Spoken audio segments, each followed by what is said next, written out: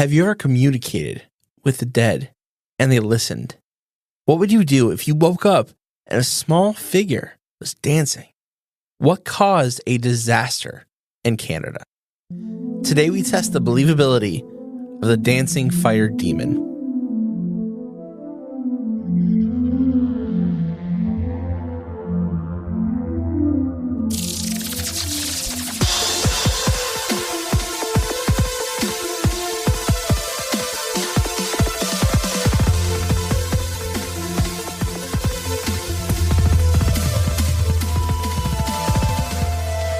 Welcome to Believing the Bizarre, Where we dive into the unknown and the unusual. and tell you whether or not we find it believable. So, demon, those are strong words. I wouldn't say necessarily my words. Okay, well, you created the title. Well, yes, I did. But I'm using what the information was given to me to create the Okay, title, I'm just saying that's. I'm locked in now. I mean, if it would have been spirits, I'd still be very intrigued. But when you go demonic, that means we got some spooky stuff going on in here. Some spooky stuff did happen. I've got two stories today. Okay. One is a shorter one, and the other one's it's a little bit longer, not too long though. So listener submission. They are listener submissions. They are submitted from people who listen to the show, and I think still listen to the show, judging from the email I got today. They're like, who? Who's this? Which podcast? I sent it out to a bunch of them. You're not that purple one, are you? There's a couple purple ones too. This first story is it's from Australia, which is I think this is the second one I've done from Australia. Your last episode was from Australia. Yes, the story was from Australia. Yeah. The Somerton man. Yes. So I think this is actually from a similar area. I don't know Australia that well. If it's from Australia, then it's kind of similar. Yeah. What did you know? Australia is the only continent, island, country. That's not true. Japan. No, but Japan's not a continent. No, but Australia is. What about Antarctica? It's not a country. It's a continent. Yeah, but it's not a country though. I don't know why I put my phone up here like I'm gonna have notes, and I promise you, I'm not watching the game. I just want to show you. I don't believe you anymore. I'm just gonna sit over here. Easily can turn it on. I'm not gonna do it. Once you said demon, I was like, I'm not gonna do it. Oh boy, are you ready to just jump in this? All right, so this comes from Australia. Yes, Australia. A listener named Chloe. It's a cute name for a kangaroo. Yeah, or a wombat. This is from Australia, New South Wales. New South Wales. She was around. See, this is so funny. I know we talked about it before, but the years this experience happened, she put her age, not when it happened. I like how ambiguous it can be. Me too. That's fine. So England has a Wales, or the United Kingdom has a Wales, but this is new.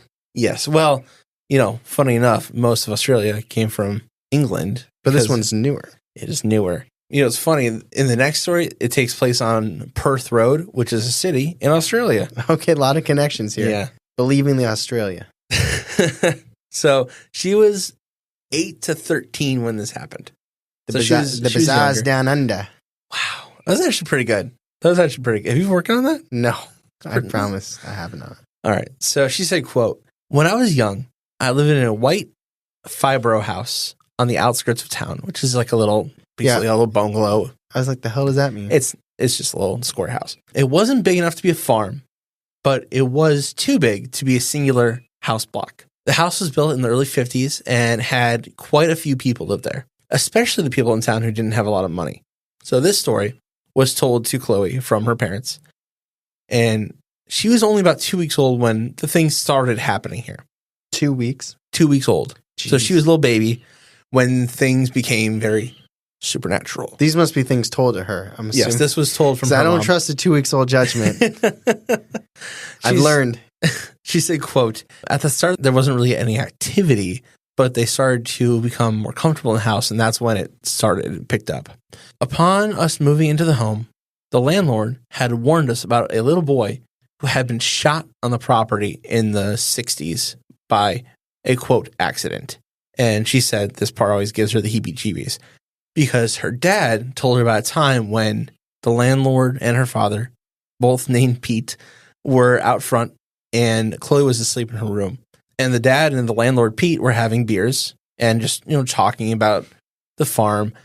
And her father got up to go get another beer, and he hears from the back room Chloe hysterically crying. So he walks into the room and checks what's going on. And Chloe is sound asleep. Now, Chloe stated, I know there's alcohol involved, but she didn't know how much they had at that point, but it seemed as though there was a connection to that little boy. Because of the crying? Because of the crying, yeah. See, I was going to say, why would a landlord tell a tenant about this death? And I don't think they would have it, but it seems like there's a type of relationship there between the father and the landlord. I think they're friends. Because at first I was like, that makes, like, unless you're trying to say if you experience something, like the supernatural aspect of it, but it seems like they were shooting the breeze while drinking out and hanging out, and that's where it came from. I think so, too. Yeah, it appears there's a closer relationship than just landlord and tenant, because I wouldn't just hang out with my landlord. Is this a one-person home, or? I think it's a single-family home. But they were saying... I think many people have gone through the home. Many families have lived there. Okay. Because it was cheap housing. Okay. Chloe also said... Now we know why it's haunted AF. Uh-huh. Chloe also said that, quote, growing up, I can always remember the spare room was always ice cold and smelt, so I never went in there. Chloe and her brother, Wyatt, slept in bunk beds until they were about 10. She was 10 and he was 8. And she said, quote, one night I woke up to him, Wyatt, talking to the cupboard we had in our room and twirling his little dog toy in his hand. I laid there for a time just watching him, what he was doing. And Mom came in to check on us, and as soon as she was in the door, he just dropped like a sack of potatoes, like knocked out cold. Her brother? Yeah.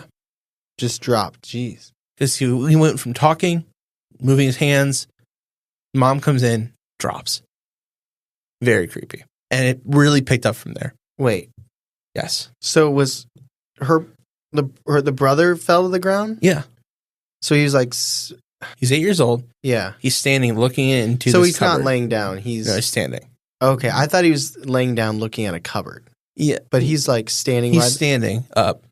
Okay. Having a conversation. Mm-hmm, having a conversation, really. That's the thing to take away, that he's talking to something in the cupboard. But I mean, the second thing is that as soon as the mom comes in, he like passes out. Yeah.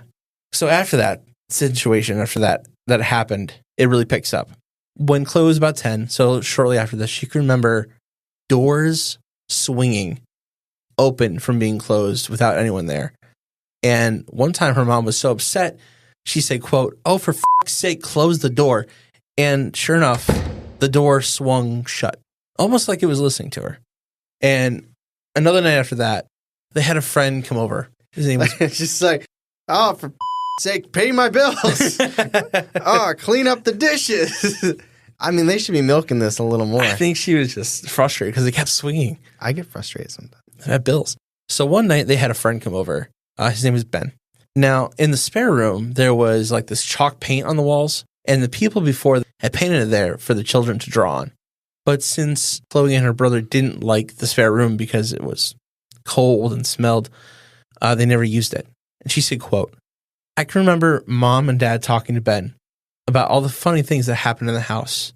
He didn't believe them. So to be a smartass, he wrote a question on the board about 6 feet off the ground. It was too high for me and my brother to reach at, 10 and 8. And he wrote the question. I'm not too sure what it said, but almost something like, I think you're lying about all the funny things happening. When Ben woke up the next morning, he went to check the board, and there was almost like a scribble just underneath his writing. Now, Chloe and Wyatt couldn't make out what it said because it was way too high for them, and they couldn't reach it, so it obviously wasn't them. But after that, Ben refused to stay over. He didn't tell them what it said, but he refused to stay over after that. Now, this wasn't the end of their hauntings, but it's the last notable story. They had many things happen. Like, they would see apparitions with, like, little girls with bonnets on, and they would see them time to time in the house. And there was also some people there that passed away outside the home, but they were living there.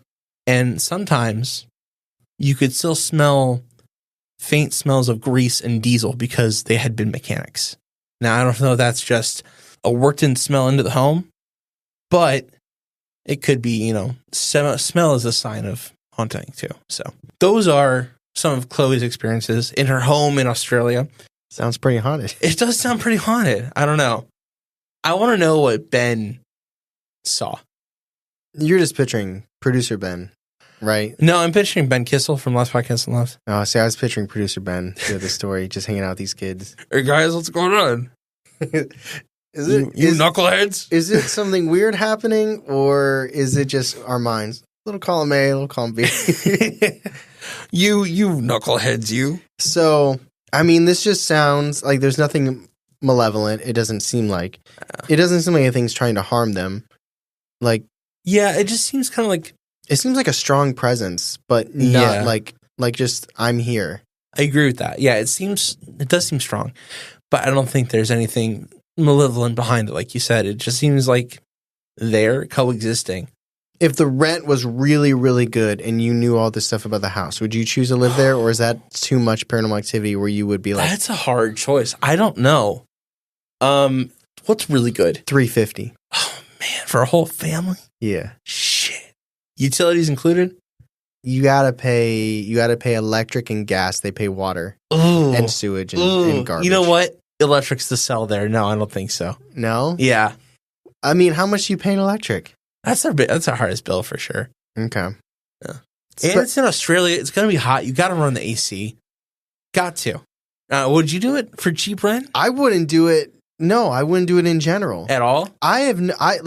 Even visiting a legitimate haunted place freaks me out. But I would like, if we went ghost hunting or something, especially with like a real expert, a paranormal investigator, I would do it.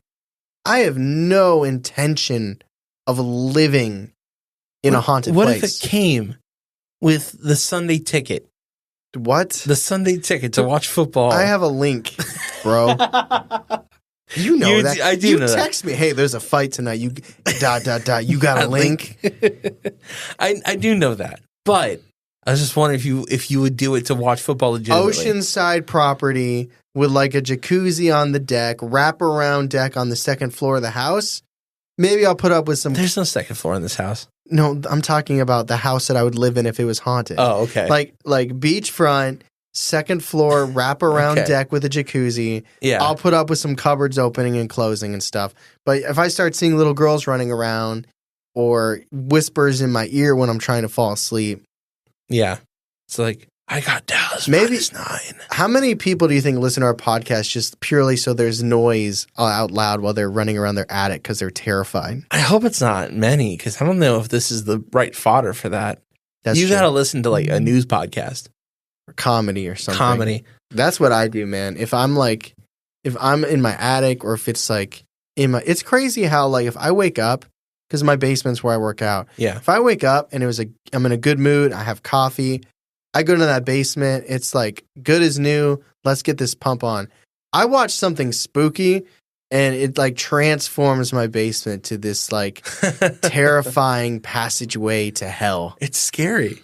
It's crazy how your mind does that. Yeah. And it's like you have to psych yourself one way or the other out of it. But I mean, it sounds like a traditional haunted house.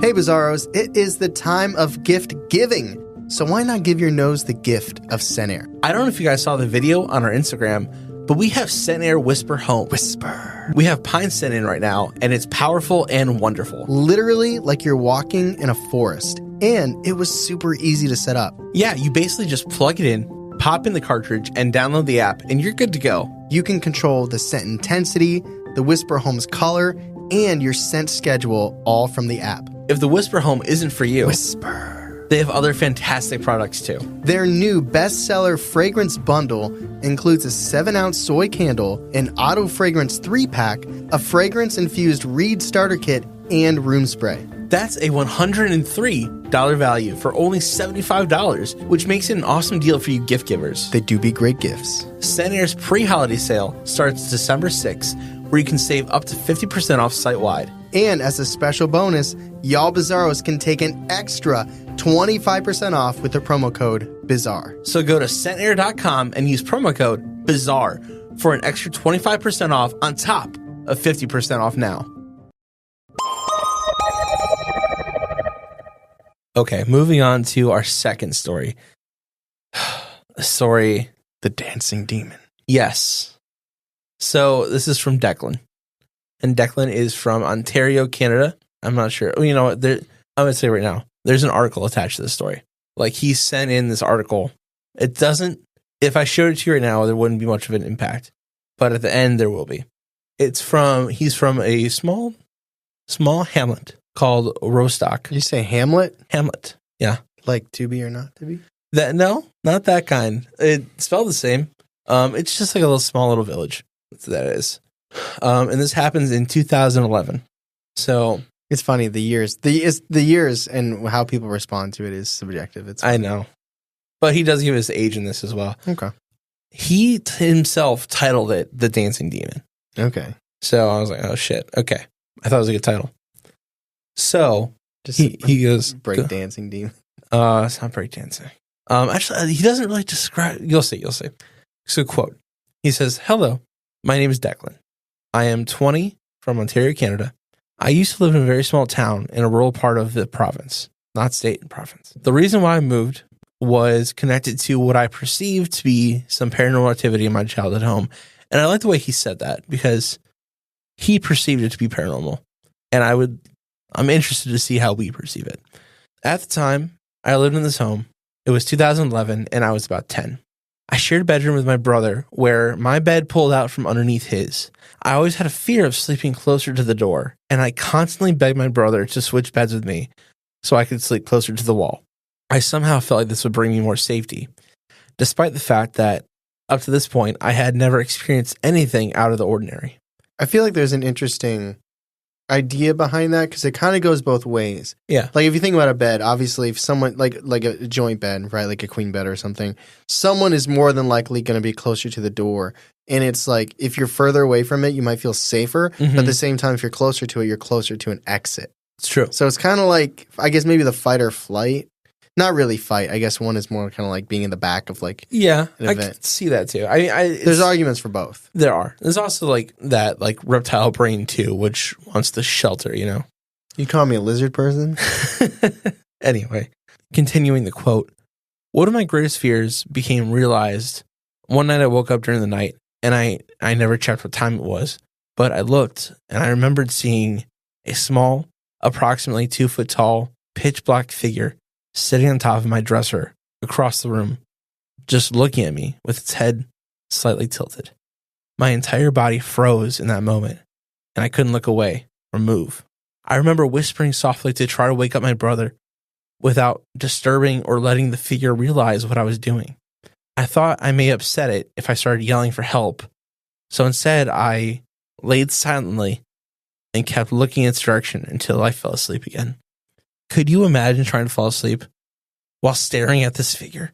I would have to trick myself into believing that it wasn't there. Yeah. That would be the only way that I'd be able to fall asleep. Like, I would be awake till the morning. There's no way I can go back to sleep after that. No. I mean, it's kind of like, I guess I've never had that experience. So my best example being an arachnophobe would be like if I was laying in bed and there was enough light that I could look over and it's like on my ceiling in crawling distance was a spider.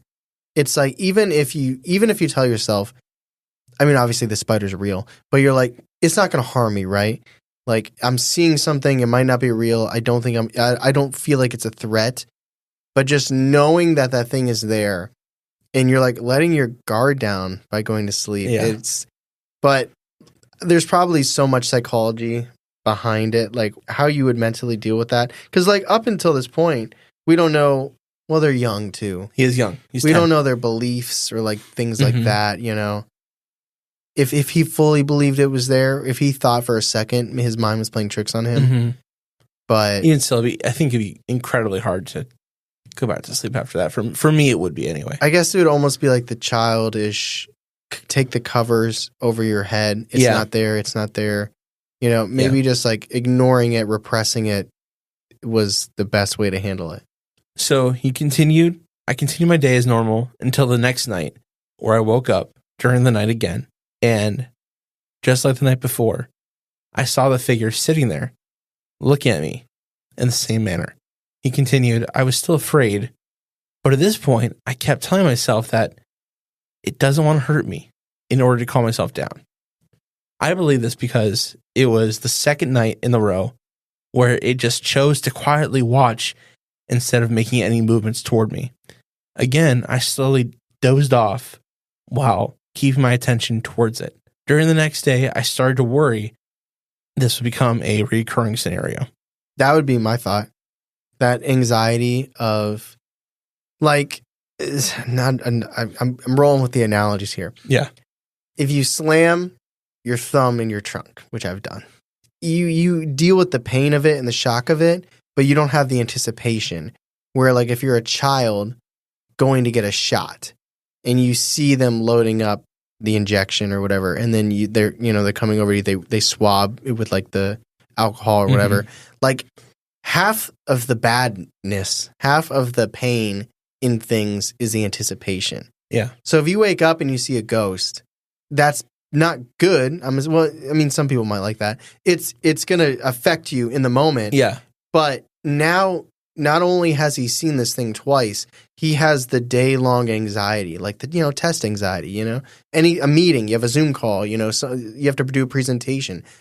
Once you get into it, it's never as bad as you think. Yeah, it's always the anxiety leading up to it.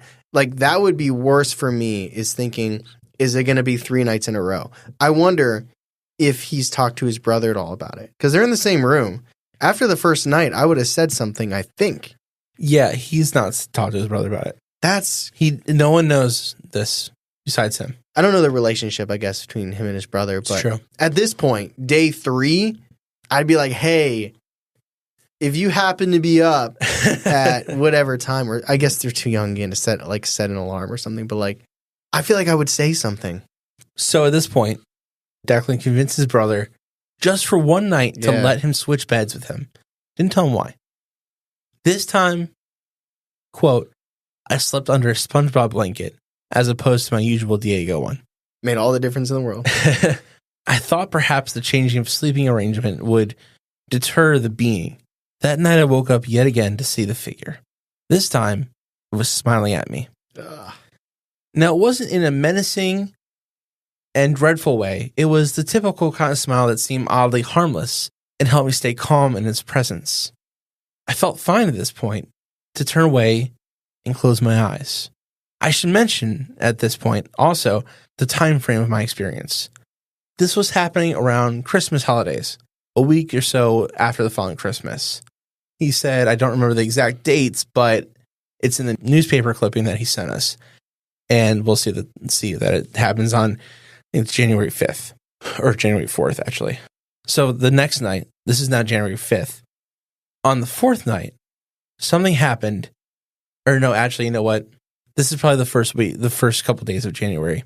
Because you'll see, this is not quite January 4th or 5th. I just want to comment real quick that I love the child logic of, if I switch bed and I'm under a SpongeBob blanket, maybe the entity won't come or see me.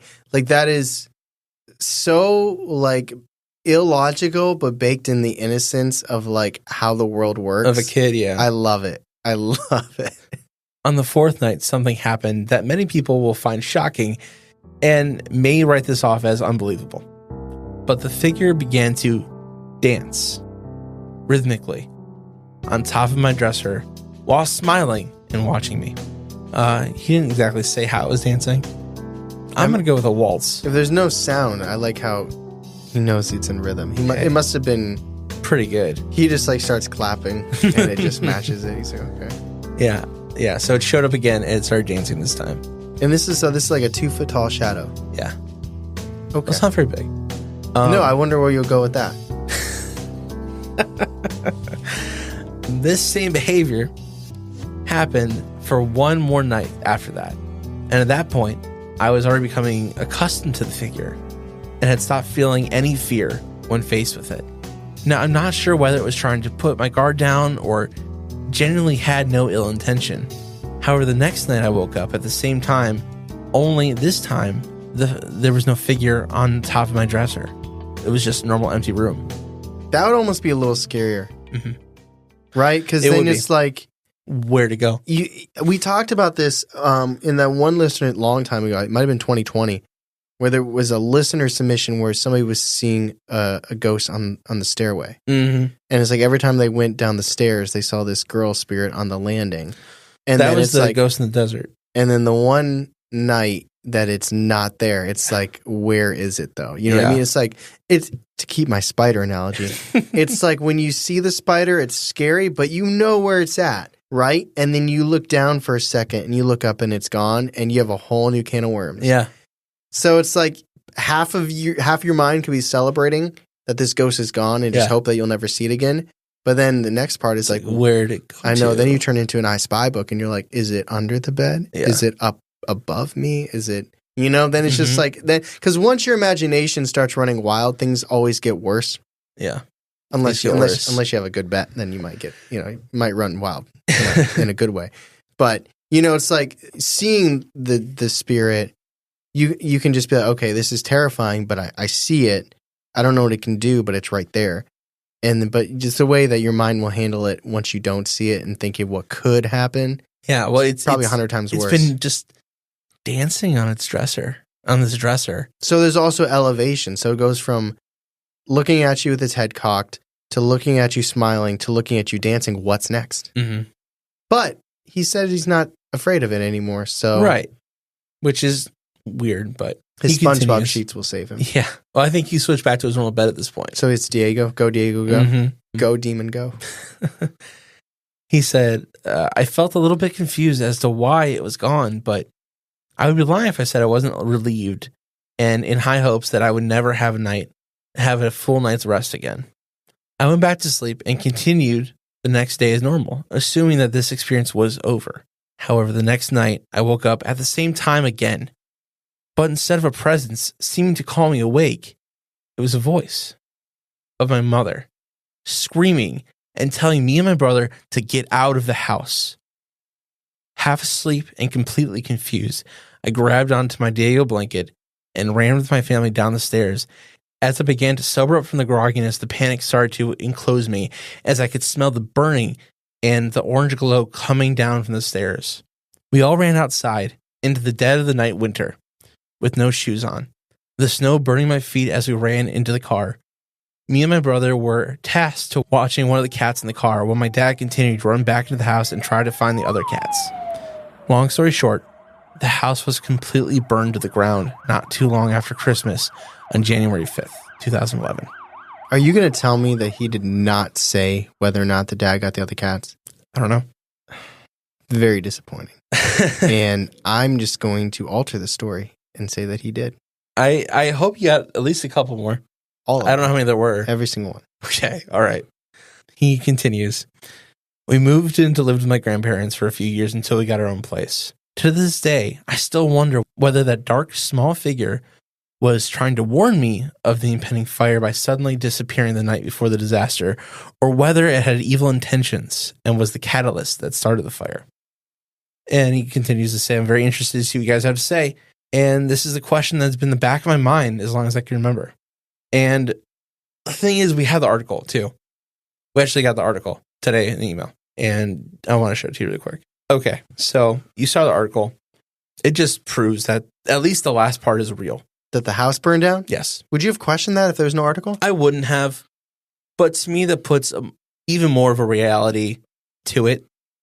You mean like you can hear that house burned down, but to see an article written about it just shows you how real it really was, No, that's fair. That's fair. I want to talk about the rest of this in the discussion, but those are the stories from our listener submissions.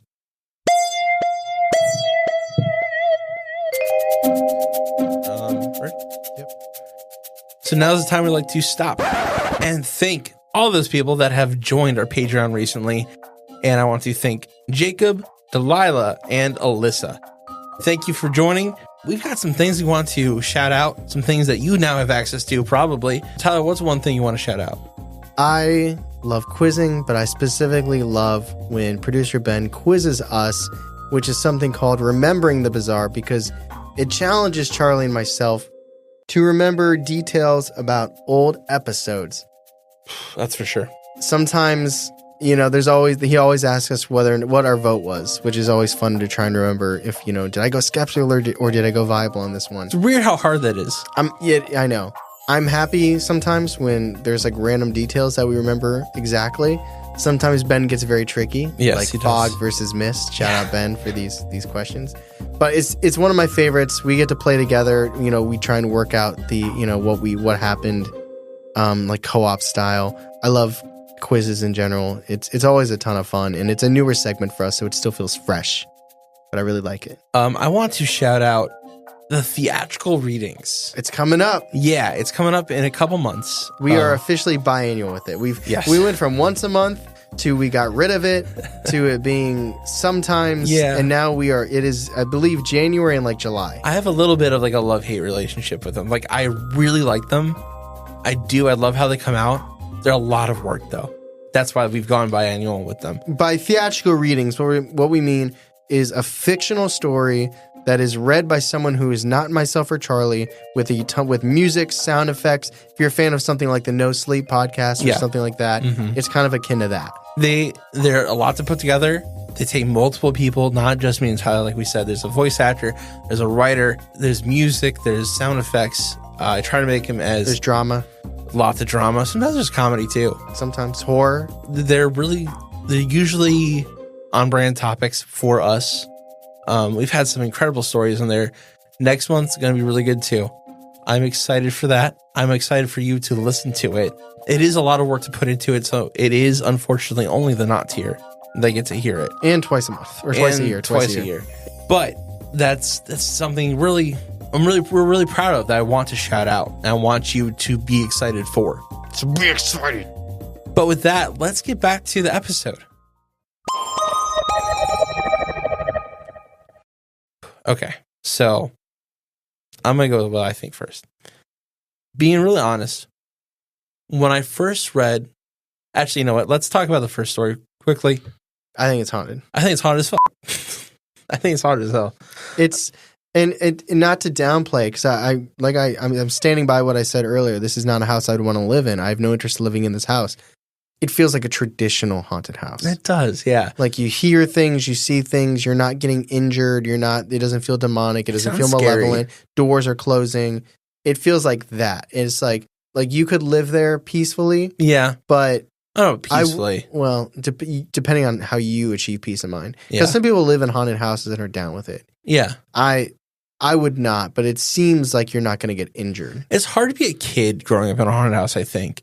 Like, it's one thing to be like a parent and like, the house is haunted, but like a kid, it's like, this is how you're growing up, like with ghosts. It's got to be like a whole different level of trauma, but also like hardening, like life lesson, like how, like so many things might not affect you later in life or get you stressed out because you have ghosts growing up. Yeah, like, I don't care if there's AC sometimes, Or like, oh, I left my book at home, my study book, or I popped my tire. It's like, well, I could be back in my basement where there's that noise and that voice I hear in my ear when I'm trying to do the laundry. So I guess I'll just suck it up and change my tire. Yeah. Yeah, I think you're right. I think there's some level of We could be so off because we don't live in haunted houses. No. They could be like, you know what, guys, it's pretty terrible, and it doesn't help me out at all anywhere in life. But I appreciate that. I'm going to look at positively. I think they're privileged.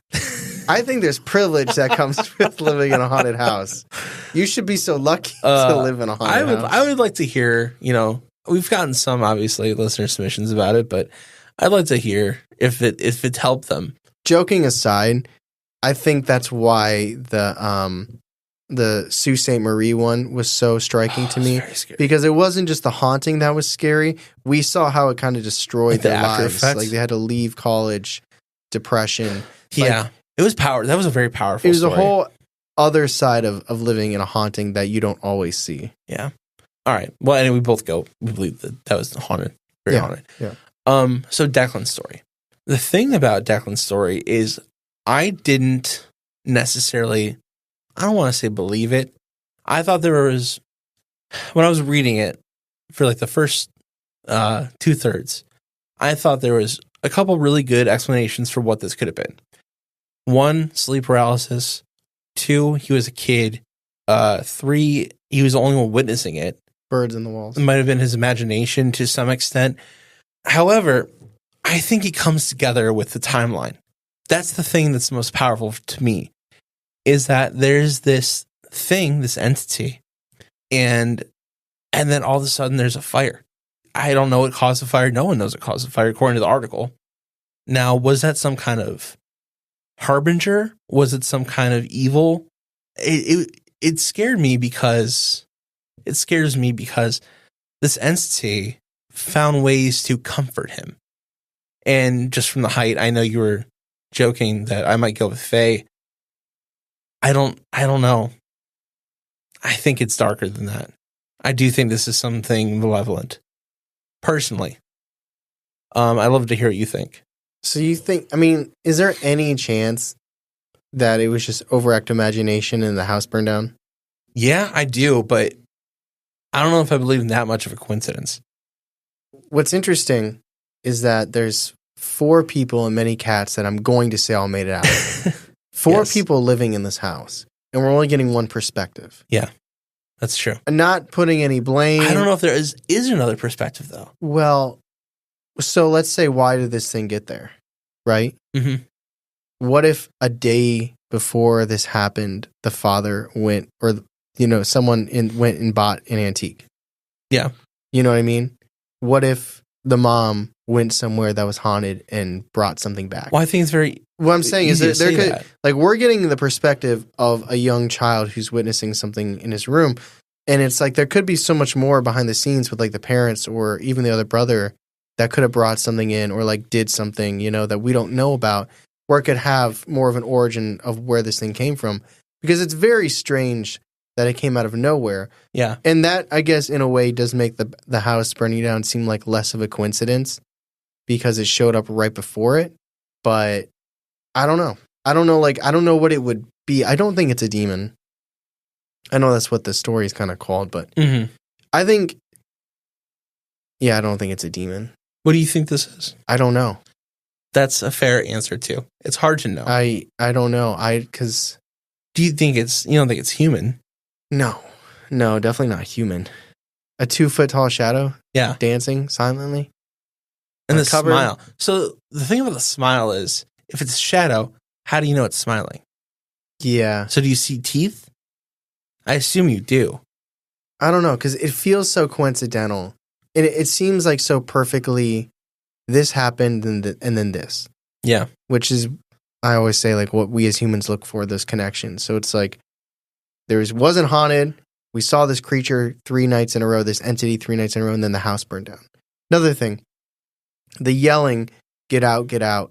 Was that the parents or was that something else yelling it? He said it was his mother's voice. It was his So it was mother's his mom. voice.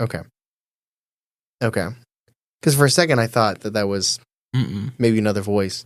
And the parents have no idea? Well, we don't know. The No. parents have no idea how it caught fire. Or where the fire, and like, even when they investigated, they couldn't determine. So you think this thing is evil? Yeah, I do. But you don't think, isn't it strange that he wasn't able to sense that? Or do you give it like the manipulative? It was doing that Jedi cloaking shit. I think it was really masking its true intentions. You will go back to sleep and rethink your life. I will I go back think to this sleep thing, and rethink my life. maybe this came from, I don't know, maybe it just felt a happy family and said this is a good place to do some mischief. I feel like something had to bring it there. And I do too. That's a thing too. But we also don't know anything about the parents. Like, I feel Don't know like a that thing. could be, I mean, there could be a lot happening that this innocent 10-year-old doesn't know about. That's true. Maybe the parents bought an antique for each other as like a present, right? For Christmas. And maybe that's where it came from. That's essentially what you said, but I see how that could be. I could see why the house burning down makes it more believable for you. I don't know. I still feel like there's a chance that it's just coincidental. I understand that thought because that was my first thought. But to me, you see, like, what's it called? In escalation. Yeah. You see escalation, right? You see it's standing there smiling. It starts smiling, and then it starts dancing.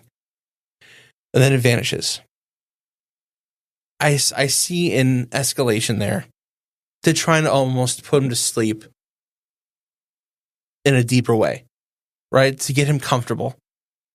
But why would it wake him up then? Wake him up just to put him to sleep? I'm not sure if it is waking him up, just the presence is waking him up, right? I'm not sure it's intentional. But why? I wonder why Declan, because his brother's in there and he didn't experience anything. So why is it? Maybe Declan's more sensitive. Could be. Maybe it's just Declan's sensitive. I don't know. It feels like he wants to be seen, though. I mean, if it's dancing, it's putting on a show. It's hard. So we agree we don't think this thing is human. No. I don't think anyone thinks it's human, right? So what is it then, if we don't know? It's more likely imagination than human. I agree with that. And I don't think it's sleep paralysis because he can move. Right, that's true. I mean, he would acknowledge if he couldn't move, I think. Yeah. A 10-year-old would be like, I'm frozen, I can't. So it's not sleep paralysis. I don't know if it could be overactive imagination. This isn't what I think it is, and I don't know enough about this to speak intelligently on it. This is just something I want to throw out there. Obviously, this is a traumatic experience.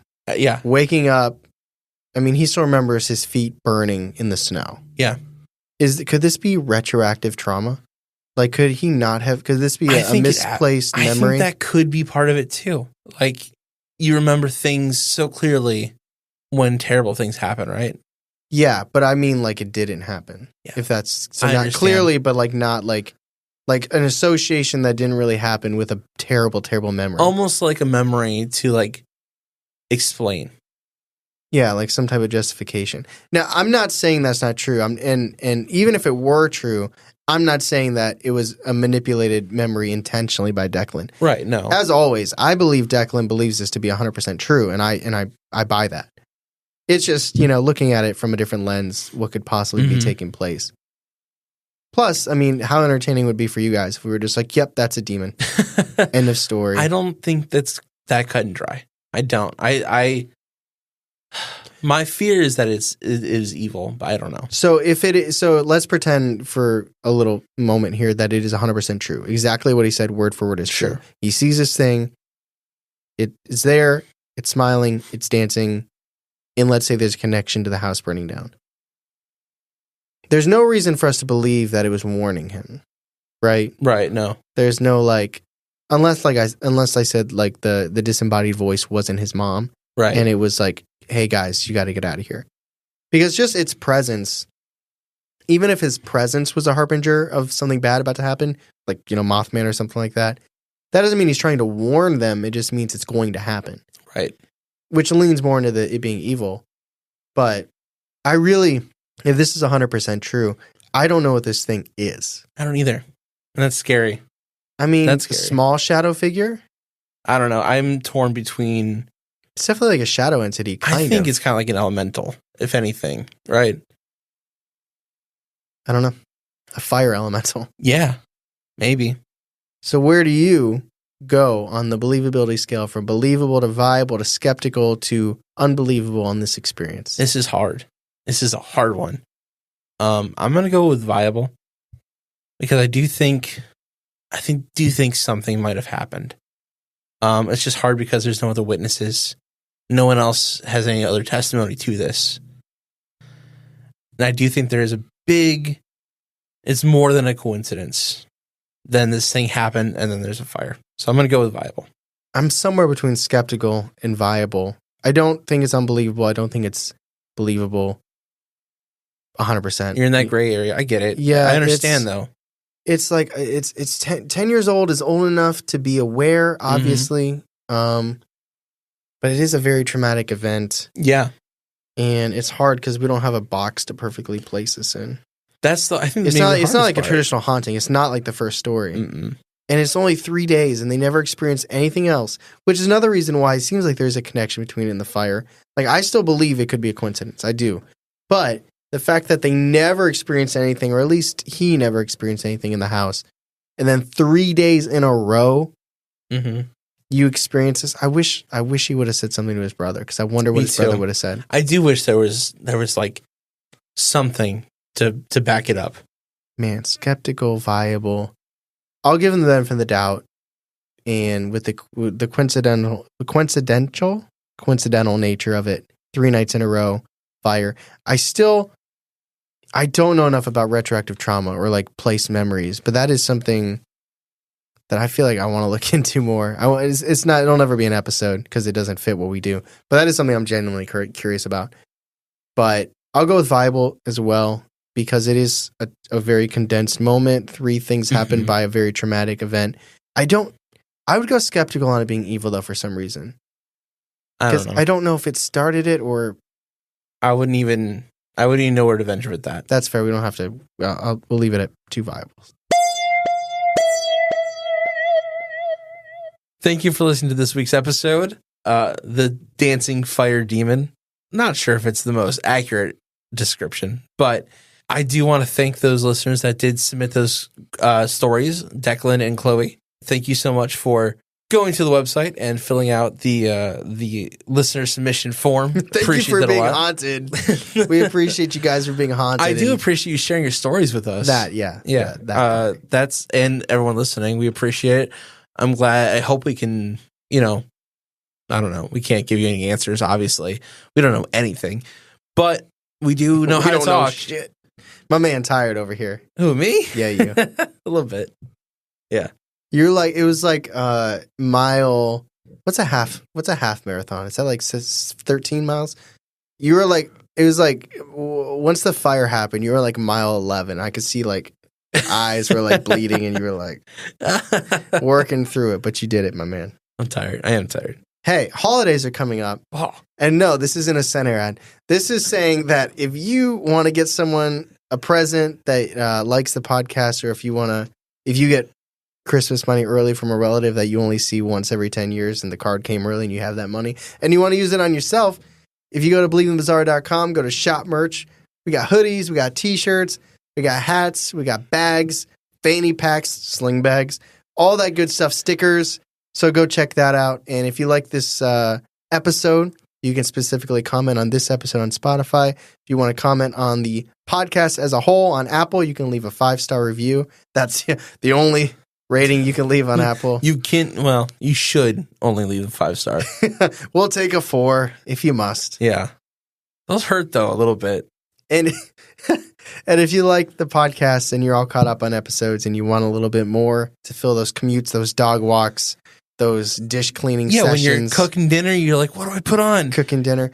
I pretend, like sometimes there's not much, let me exaggerate. There's not many things that feel better than when you I have like a windowsill in my kitchen. Yeah. So no chance of getting dirty. I'll put my phone on the windowsill, turn my volume all the way up, put a podcast on. And it's like when you need to use like 2 pans or 2 or 3 pans in a cooking session and you feel like you're on Chopped or like the Iron Chef and you got a podcast going, it's a really good thing until your hands are dirty and an ad comes on. Something comes on or like the end of the podcast comes on. You're like, ah. Yeah, aren't ads just the most annoying thing, people? Oh, boy. Anyway, thank you so much for listening to this podcast. Good job, Charlie. Thank you, Declan. Thank you, Chloe. As always, I'm Tyler. And I'm Charlie. And catch us next week on Believing the Bizarre. A podcast as bizarre as you are.